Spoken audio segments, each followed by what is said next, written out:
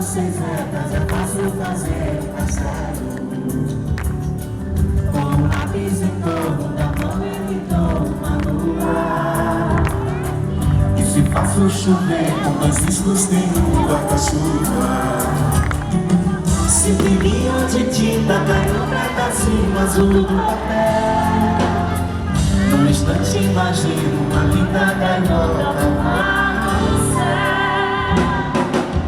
Vai voando, contornando a imensa lua, norte e sul, vou com ela, viajando Havaí, Pequim ou Istambul. Vindo barco a terra, branco navegando, canto céu e mar, azul. Entre as nuvens vem surgindo um encaminhão, nós encantar, mundo em volta, colorindo com suas luzes a pescar, mas me imaginar e ele está partindo, segredo, e se a gente quiser, ele vai mostrar.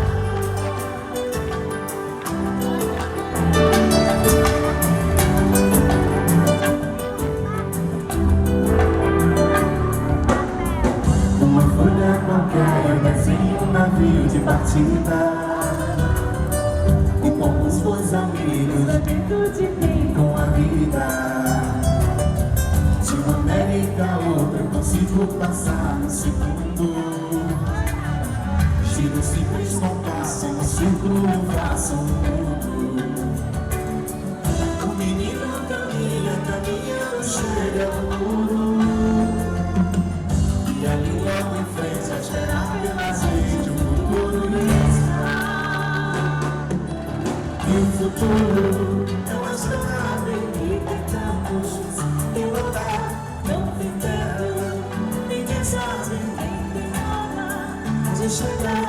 Sempre direção da nossa vida, temos uma vida e sonhar. Nessa estrada não sabes conhecer ou ver o que virá, o fim dela. Ninguém sabe bem ao certo onde vai dar. Vamos todos juntos numa passarela de uma aquarela que um dia enfim descolorirá.